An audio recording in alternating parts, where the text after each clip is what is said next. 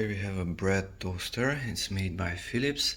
It has a display, it has buttons, and it has a protection on the top.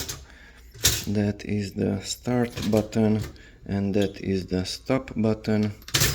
It jumped up. When it is started, we can see that the time is shown here. You can increase the time 1.5 minutes. The maximum is, I think, 3.5. Now it's showing 2.5. That is a mode. Now it's showing a snowflake sign. Now it's heating up only one side of the interior, and now it's showing heat on the bottom. We have 4 seconds left and it should jump up.